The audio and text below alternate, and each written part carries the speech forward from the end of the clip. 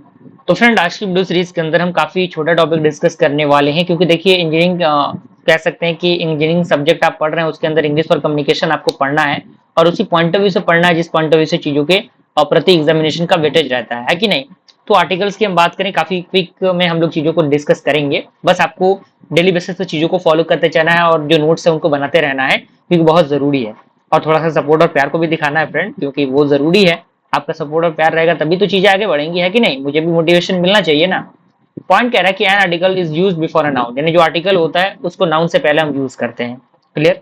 सबसे पहला point clear होना चाहिए। एक एक लाइन मैं बहुत बारीक तरीके से समझाने की कोशिश कर रहा हूँ। दूसरा पॉइंट कह रहा है कि these are divided into definite, जिसे दी कहते हैं, एंड इनडेफिनेट ए एंड, यानी इनको हम डिफाइन करते हैं डेफिनेट आर्टिकल में और इनडेफिनेट आर्टिकल में। डेफिनेट आर्टिकल में हम लोग दी को रखते हैं और इनडेफिनेट में हम ए और एन को रखते हैं। क्लियर। यानी डेफिनेट आर्टिकल क्या होता है, द आपका होता है, और इनडेफिनेट आपका ए एन होता है। और आर्टिकल जो होता है, आर्टिकल हैव्स डिफाइंड नाउन, यानी जो आर्टिकल है वो नाउन को डिफाइन करने में मदद करता है। जैसे एग्जांपल आपका ए एन दी हो गया। ओके। अब यहाँ पे एक सेंटेंस का एग्जांपल दिया हुआ है कि आई नीड अ डिक्शनरी, तो यहाँ पे ए क्या है, यानी मुझे एक डिक्शनरी की जरूरत है। तो यहाँ पे ए उसके क्या कर रहा है, उसके आर्टिकल को बता रहा है।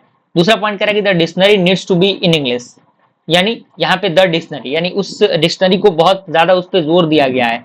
तो इंग्लिश के अंदर उस डिक्शनरी की बहुत ज्यादा कह सकते हैं जरूरत है। और अगला है कि I will be eating an apple, apple pie, तो यहाँ पे एन क्या है, एन आपका एप्पल के साथ यूज हो रहा है। क्लियर। क्योंकि देखिए यहाँ पे जो कह सकते हैं कि वोवेल का साउंड है ए एन, जो आपका ए आई ओ यू होता है उसका साउंड आ रहा है, तो इसलिए इसके साथ एन का यूज हो रहा है। क्लियर।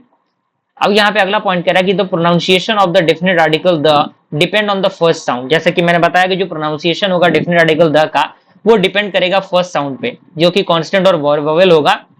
जैसे example the book, the earth, तो यहाँ पे अर्थ, द अर्थ ये क्या है, ये आपका वोवेल है, और उसका एग्जांपल है द बुक, तो वो क्या है, कांस्टेंट है। क्लियर। कोई परेशानी नहीं होनी चाहिए, टॉपिक समझ में आना चाहिए। मिलते हैं फ्रेंड्स अगली वीडियो में। Thank you.